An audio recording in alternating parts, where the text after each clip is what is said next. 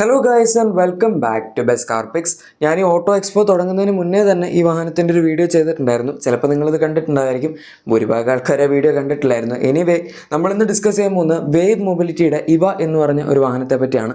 ഇതൊരു Indian based startup കമ്പനിയാണ് and അവരിപ്പോൾ അവരുടെ വാഹനം ഈ നമ്മുടെ ഇപ്പോൾ നടക്കുന്ന ഭാരത് മൊബിലിറ്റി ഷോയിൽ ഒഫീഷ്യലി ലോഞ്ച് ചെയ്തിട്ടുണ്ട്.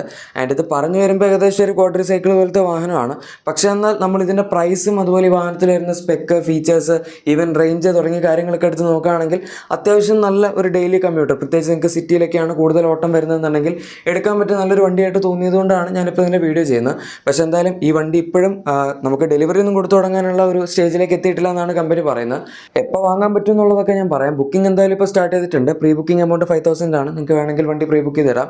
ഇനി ഡിസൈനിലേക്ക് നോക്കാനാണെങ്കിൽ വളരെ കോമ്പാക്റ്റ് ആയിട്ടുള്ളൊരു വാഹനമാണ്. പിന്നെ ഇത് വളരെ നാരോവും അതുപോലെ ഹൈറ്റ് കൂടിയ വണ്ടി ആയതുകൊണ്ട് ചിലപ്പം ഡിസൈൻ പെട്ടെന്ന് കാണുമ്പോൾ നിങ്ങൾക്ക് ഒരു ഇത്തിരി ഓക്കോർഡായിട്ട് തോന്നുമായിരിക്കും. ചിലപ്പോൾ ഒരു ഓട്ടോറിക്ഷ പോലത്തെ ഒരു ലുക്കൊക്കെ തോന്നിയേക്കാം. ഇതെന്തായാലും 3 വീലർ അല്ല, 4 വീലർ തന്നെയാണ്. പിന്നെ ഇതിൻ്റെ ഹെഡ്ലൈറ്റ് ഒക്കെ ആണെങ്കിലും വളരെ സ്ലീക്കാണ്. നമുക്ക് അവർ കണക്റ്റഡ് DRLൊക്കെ ഫ്രണ്ടിൽ കൊടുത്തിട്ടുണ്ട്. പിന്നെ വേവ് എന്ന് പറഞ്ഞ അവരുടെ കമ്പനിയുടെ ലോഗോ ഉണ്ട്.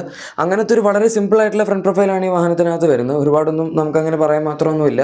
ഇനി സൈഡ് പ്രൊഫൈലിലേക്ക് വരികയാണെങ്കിൽ ഇതിൻ്റെ ഡയമെൻഷൻസ് നമുക്ക് ആദ്യം നോക്കാം. ആദ്യം തന്നെ നിങ്ങൾക്ക് മനസ്സിലായി കാണും വളരെ കോമ്പാക്റ്റ് ആയിട്ടൊരു വാഹനമാണിതെന്ന്. അതുകൊണ്ട് തന്നെ ലെങ്ത് വെറും 3060 മില്ലിമീറ്റേഴ്സ് മാത്രമേ ഉള്ളൂ. ഈവൻ വിട്ട് ആണെങ്കിൽ പോലും കാണുമ്പോൾ തന്നെ അറിയാം വളരെ നാരോ ആണെന്ന്. 1150 മില്ലിമീറ്റേഴ്സ് മാത്രമേ തന്നെ വിട്ട് വരുന്നുള്ളൂ. 1.6 മീറ്റേഴ്സിനടുത്ത് ഹൈറ്റ് ഉണ്ട്. അത്യാവശ്യം നല്ലതാണ്. അതായത് 1590 മില്ലിമീറ്റേഴ്സ്. പിന്നെ വീൽ ബേസ് അവർ ഇതിൻ്റെ സൈസ് വെച്ച് നോക്കുകയാണെങ്കിൽ അത്യാവശ്യം നന്നായിട്ട് വലിപ്പിച്ചിട്ടുണ്ട്. 2200 മില്ലിമീറ്റേഴ്സ് ആണ് വീൽ ബേസ് വരുന്നത്. ഇത് ഡെഡിക്കേറ്റഡ് EV പ്ലാറ്റ്ഫോം ആയതുകൊണ്ട് തന്നെ അവർക്ക് വേണമെങ്കിൽ ചെയ്യാൻ പറ്റും. അത് നല്ലൊരു കാര്യമാണ്. പിന്നെ ഇതൊരു 3 ഡോർ വാഹനമാണ്, ഓർ കൈൻഡ് ഓഫ് 2 ഡോർ എന്ന് തന്നെ പറയാം. കാരണം ബാക്ക് അത്ര യൂസബിൾ സ്പേസ് അല്ല, ബൂട്ട് സ്പേസ്. പിന്നെ ഇതിൻ്റെ സൈഡിലെ വീൽസ് വരുന്ന 12 ഇഞ്ചാണ്. ORVMസിൽ തന്നെ സൈഡ് ടേൺ ഇൻഡിക്കേറ്ററൊക്കെ കൊടുത്തിട്ടുണ്ട്. അത് നല്ലൊരു കാര്യമാണ്. അത്യാവശ്യം നല്ല വലിയൊരു ഡോറാണ് വരുന്നത്. ഇനി റിയർ പ്രൊഫൈൽ നോക്കുകയാണെങ്കിലും നമ്മൾ ഫ്രണ്ടിൽ കണ്ടതുപോലെ തന്നെ വളരെ നാരോ ആയിട്ടുള്ള റിയർ പ്രൊഫൈലാണ്. ആൻഡ് നമ്മൾ ഫ്രണ്ടിൽ കണ്ടതുപോലെ തന്നെ എഗെയിൻ കണക്റ്റഡ് ടെയിൽ ലാംപ്സ് ഇവിടെയും കൊടുത്തിട്ടുണ്ട്. ആൻഡ് ഒരു ചെറിയൊരു ഗ്ലോസി ബ്ലാക്ക് പാറ്റേണും അവർ ബാക്കിൽ കൊടുത്തിട്ടുണ്ട്. മൊത്തത്തിൽ നോക്കുകയാണെങ്കിൽ ഡിസൈൻ വൈസ് വലിയ കുഴപ്പമില്ലാത്തൊരു വാഹനം എന്ന് നമുക്ക് പറയാം. ചിലപ്പോൾ ചിലവർക്ക് ഇഷ്ടപ്പെടില്ല, ചിലവർക്ക് ഇതിൻ്റെ ഒരു ഫോം ഫാക്ടറൊക്കെ വെച്ച് നോക്കുമ്പോൾ ഇഷ്ടപ്പെടുമായിരിക്കും. മെയിനായിട്ട് ഈ വണ്ടിയിൽ അവർ ഫോക്കസ് ചെയ്യുന്ന യൂസബിലിറ്റിയും പ്രാക്ടിക്കാലിറ്റിയൊക്കെയാണ്. പ്രാക്ടിക്കാലിറ്റി ഇൻ ദ സെൻസ് നമുക്ക് സിറ്റി കൂടെയൊക്കെ എങ്ങനെ വേണേലും ചെറിയ കട്ടിങ്ങിലൂടെയൊക്കെ കയറ്റിയെടുക്കുക, അതുപോലെ ബ്ലോക്കിലധികം പെട്ട് കിടക്കാവുന്ന ഒരു സാഹചര്യം വരാതിരിക്കുക, അതുപോലെ തന്നെ ഈസി ആയിട്ട് നമുക്ക് എവിടെ വേണമെങ്കിലും പാർക്ക് ചെയ്യാൻ പറ്റുക.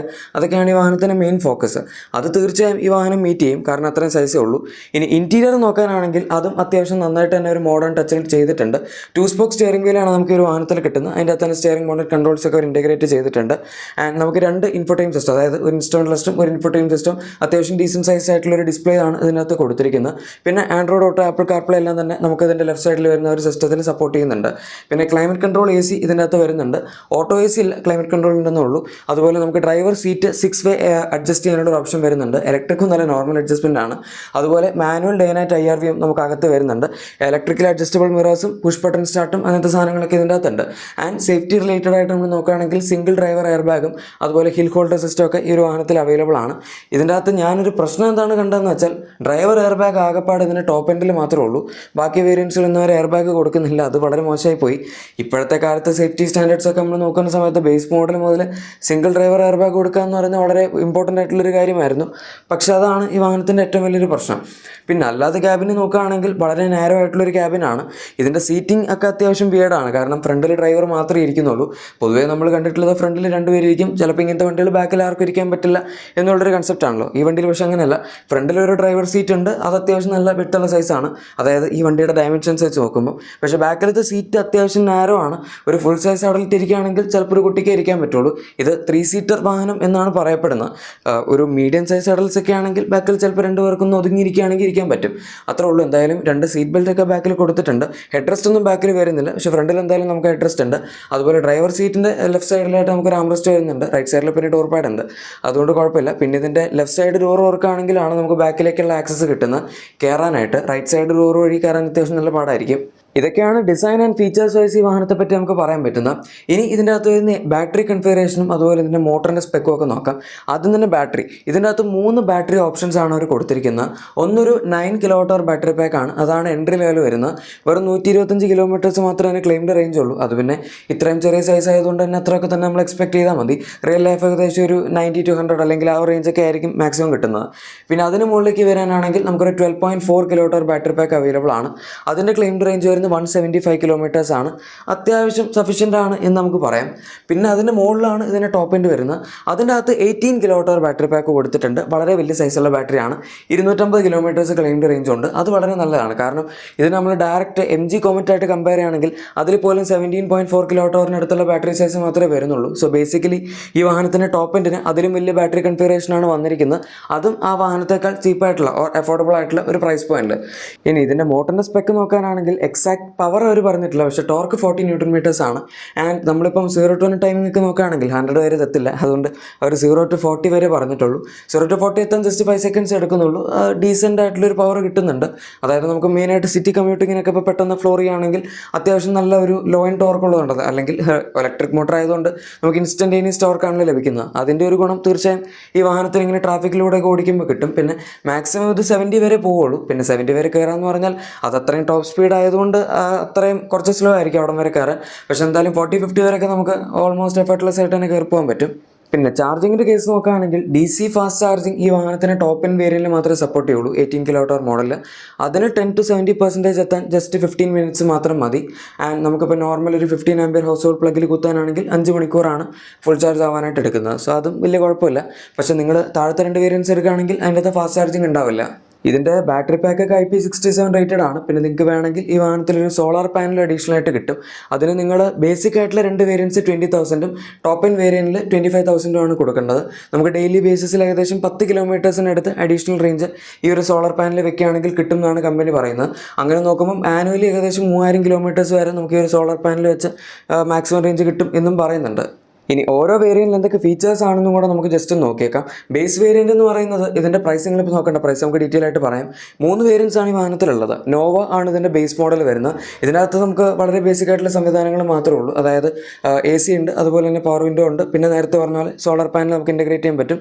പിന്നെ parking sensors, follow me home, head lamps തുടങ്ങിയ ഫീച്ചേഴ്സൊക്കെയാണ് കിട്ടുന്നത്. ഇനി അതിന് മുകളിൽ സ്റ്റെല്ല എന്ന് പറഞ്ഞ വേരിയൻ്റ് എടുക്കുകയാണെങ്കിൽ എഗെയിൻ നമ്മൾ ഇത് ബാറ്ററി കൺഫിഗറേഷനൊക്കെ പറഞ്ഞാണ്. വേറൊരു ഇൻട്രസ്റ്റിംഗ് കാര്യം ഇതിൻ്റെ അകത്ത് പാനറോമിക് സൺറൂഫ് ഉണ്ടെന്നുള്ളതാണ്. അവർ ഈ പറയുന്ന സോളാർ പാനൽ ഇൻ്റഗ്രേറ്റ് ചെയ്യാനായിട്ട് ഈ വാഹനത്തിലൊരു പാനറോമിക് സൺറൂഫ് കൊടുത്തിട്ടുണ്ട്. അതിൻ്റെ മുകളിലാണ് നിങ്ങൾ സോളാർ പാനൽ വെക്കുകയാണെങ്കിൽ നമുക്ക് കിട്ടുന്നത്. പിന്നെ ആപ്പിൾ കാർപ്ലേ, ആൻഡ്രോയിഡ് ഓട്ടോ ഒക്കെ ഈ ഒരു വേരിയൻ്റ് പോലെ കിട്ടും. അതുപോലെ റിവേഴ്സ് ക്യാമറ, പിന്നെ നമ്മുടെ ഇൻഫോടൈം സിസ്റ്റം, അതുപോലെ ക്ലൈമറ്റ് കൺട്രോൾ AC, പിന്നെ 3 kWh ചാർജറിൻ്റെ ഒരു ബോക്സും അവർ ഇതിൻ്റെ അകത്ത് തരും ഈ ഒരു വേരിയൻറ്റിൽ. ഇനി അടുത്ത ടോപ്പ് എൻഡ് വേരിയൻ്റായ നോവ നോക്കാനാണെങ്കിൽ ബാറ്ററി കൺഫിഗറേഷൻ നിങ്ങൾക്ക് ഇവിടെ കാണാം. നേരത്തെ പറഞ്ഞ പോലെ നമുക്ക് ഡ്രൈവർ എയർ ബാഗ് ഈ ഒരു വേരിയൻറ്റിൽ മാത്രമേ കിട്ടുന്നുള്ളൂ. വളരെ മോശമായി പോയി. പിന്നെ DC ഫാസ്റ്റ് ചാർജിങ്, അതായത് CCS2 ഫാസ്റ്റ് ചാർജിങ്ങിൻ്റെ ഓപ്ഷൻ ഇവിടെയാണ് നമുക്ക് വരുന്നത്. പിന്നെ ടയർ പ്രഷർ മോണിറ്ററിംഗ് സിസ്റ്റം ഇതിൻ്റെ അകത്ത് കിട്ടുന്നുണ്ട്. പിന്നെ ലാപ്ടോപ്പ് ചാർജർ, അതുപോലെ ചിൽഡ് ബോക്സ് തുടങ്ങിയ, അതായത് നമ്മുടെ കൂൾഡ് ഗ്ലോ ബോക്സ് ഉണ്ടല്ലോ, അതുപോലത്തെ ഒരു സെറ്റപ്പാണ് ഇതിനകത്ത് വരുന്നത്. ടോപ്പ് എൻഡിൽ അങ്ങനെ പറയാൻ മാത്രം ഒരുപാട് അഡീഷണൽ ഫീച്ചേഴ്സൊന്നുമില്ല. മെയിനായിട്ട് നമുക്ക് നോക്കാൻ പറ്റുന്ന ഈ TPMS ഡ്രൈവർ എയർ ബാഗാണ്. ഫാസ്റ്റ് ചാർജിങ് ഇപ്പോൾ ഈ വണ്ടിയിൽ ഇല്ലെങ്കിലും വലിയ കുഴപ്പമില്ല. കാരണം ഒരുപാട് ദൂരമൊന്നും ഈ വണ്ടിയിൽ എന്തായാലും ആരും ഓടിക്കാൻ പോകുന്നില്ല. ഇനി നമുക്ക് പ്രൈസിലോട്ട് കടക്കാം. ഈ വണ്ടിയുടെ പ്രൈസ് പറയുന്നതിന് മുന്നേ നമ്മൾ മനസ്സിലാക്കേണ്ട വേറൊരു കാര്യമുണ്ട്. MG ഒക്കെ ഈ അടുത്ത് BaaS or battery as a service എന്ന് പറഞ്ഞ് ഇൻട്രൊഡ്യൂസ് ചെയ്ത ഒരു സംഭവം ഈ വാഹനത്തിലും വരുന്നുണ്ട്. അതായത് ബാറ്ററി സബ്സ്ക്രിപ്ഷൻ എന്നാണ് അവർ പറയുന്നത്. അതിൽ ബാറ്ററി സബ്സ്ക്രിപ്ഷനുള്ള മോഡൽസ് നിങ്ങൾ എടുക്കുകയാണെങ്കിൽ ₹2 ആണ് അവർ ചാർജ് ചെയ്യുന്നത്. ആൻഡ് അതിന് നിങ്ങൾ മിനിമം ഒരു ഇത്ര കിലോമീറ്ററിൻ്റെ എമൗണ്ട് കൊടുക്കണമെന്നുണ്ട്. 600 കിലോമീറ്ററാണ് ബേസ് മോഡലിന് നിങ്ങൾ മിനിമം എമൗണ്ട് കൊടുക്കേണ്ടത്. അതായത് ഏകദേശം ₹1200 വരും. അതിന് മുകളിലുള്ള വേരിയൻ്റ് ആണെങ്കിൽ 800 കിലോമീറ്ററിൻ്റെ എമൗണ്ട് കൊടുക്കണം, ₹1600. ടോപ്പ് എൻഡ് ആണെങ്കിൽ നമ്മൾ 1200 കിലോമീറ്ററിനുള്ളത് കൊടുക്കണം എന്നാണ് അവർ പറയുന്നത്. അതായത് ഓൾമോസ്റ്റ് ₹2400. പക്ഷേ ഈ ഒരു സബ്സ്ക്രിപ്ഷൻ എടുക്കുകയാണെങ്കിൽ സ്റ്റാർട്ടിംഗ് പ്രൈസ് വളരെയധികം കുറയും. 3.25 lakhs സ്റ്റാർട്ട് ചെയ്ത് 4.49 lakhs വരെ മാത്രമേ ഇതിൻ്റെ പ്രൈസ് പോകുന്നുള്ളൂ. ഇനി അതല്ല നിങ്ങൾക്ക് ബാറ്ററി ഇൻക്ലൂഡഡ് ആയിട്ട് തന്നെ വേണമെന്നുണ്ടെങ്കിൽ 3.99 lakhs സ്റ്റാർട്ട് ചെയ്ത് 5.99 lakhs വരെയാണ് പ്രൈസ് പോകുന്നത്. ഇതിൻ്റെ ഓരോ വേരിയൻറ്റിലും വരുന്ന ഫീച്ചേഴ്സിൻ്റെ ഡിസ്ട്രിബ്യൂഷനിൽ അങ്ങനെ നമുക്ക് വലിയ വ്യത്യാസം പറയാൻ പറ്റില്ലെങ്കിലും ബാറ്ററി സൈസിൽ വ്യത്യാസം ഉള്ളതുകൊണ്ടാണ് ഇതിൻ്റെ പ്രൈസിൽ ഇങ്ങനെ ഒരു കാര്യമായിട്ടുള്ള ഡിഫറൻസ് വരുന്നത്. അല്ലെങ്കിൽ പിന്നെ ഇത്ര ₹1,00,000 വെച്ചൊക്കെ കൂടെ മാത്രം എന്താണുള്ളത് എന്ന് ചിലപ്പോൾ നിങ്ങൾ ആലോചിക്കുമായിരിക്കും. പക്ഷേ ബാറ്ററി അത്യാവശ്യം കോസ്റ്റ്ലി ആണ്. പ്രത്യേകിച്ച് എൻ്റെ ബേസ് മോഡൽ വരുന്നതിൻ്റെ ഡബിൾ കപ്പാസിറ്റിയാണ് വേഗ എന്ന് പറഞ്ഞ ടോപ്പ് മോഡലിൽ അവർ കൊടുത്തിരിക്കുന്നത്.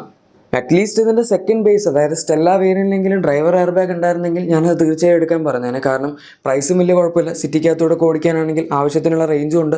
അങ്ങനെ മൊത്തത്തിൽ നല്ലൊരു പാക്കേജ് ആയിരുന്നു. പിന്നെ നമുക്ക് 3 kWh ചാർജർ അതിൻ്റെ കൂടെ കിട്ടുന്നുണ്ട്. സോ നല്ലൊരു വണ്ടിയായിരുന്നു. പക്ഷേ ഡ്രൈവർ എയർ ബാഗ് ഇല്ല എന്ന് പറയുമ്പോൾ വളരെ മോശമാണ്. പിന്നെ ലോഞ്ചിൻ്റെ കേസ് ഞാൻ പറയാനിരുന്നത് ഈ വർഷം എന്തായാലും ലോഞ്ച് ഉണ്ടാവില്ല. 2026 സെക്കൻഡ് ഹാഫാണ് അവർ പറഞ്ഞിരിക്കുന്നത്. വണ്ടി നിങ്ങൾക്ക് ഇപ്പോൾ ജസ്റ്റ് പ്രീ ബുക്ക് ചെയ്തിടാം എന്ന് മാത്രമേ ഉള്ളൂ. ഇപ്പോൾ പ്രീ ബുക്ക് ചെയ്യുന്നതിന് വലിയ കാര്യം ഉണ്ടാവില്ല. കാരണം സ്റ്റാർട്ടപ്പ് കമ്പനിയാണ്, അവർക്ക് എന്തും സംഭവിക്കാം. ചിലപ്പം ആവശ്യത്തിനുള്ള ഫണ്ടിങ് കിട്ടിയില്ലെങ്കിൽ ഇനിയും ഈ ഒരു വാഹനത്തിൻ്റെ ലോഞ്ച് നീണ്ടുപോകാനുള്ള സാധ്യതയുമുണ്ട്. അത് നമുക്ക് പറയാൻ പറ്റില്ല. അതുകൊണ്ട് എന്തായാലും അടുത്ത വർഷം വണ്ടി ശരിക്കും ലോഞ്ച് ആയി കഴിഞ്ഞതിന് ശേഷം ബുക്ക് ചെയ്ത് വണ്ടി എടുക്കുന്നതിനെ പറ്റി ആലോചിക്കുന്നതാണ് നല്ലത്. ഓവറോൾ ഇവർ പിടിച്ചിരിക്കുന്ന അത്യാവശ്യം നല്ലൊരു പാക്കേജാണ്. നല്ലൊരു പ്രൈസ് പോയിന്റിൽ നമുക്ക് കൊമറ്റിന് അത്രയും ബഡ്ജറ്റ് ഇല്ലാന്നുണ്ടെങ്കിൽ വേണമെങ്കിൽ ടൗണിൽ കൂടെ ഓടിക്കാൻ എടുക്കാൻ പറ്റിയ വണ്ടിയാണ്.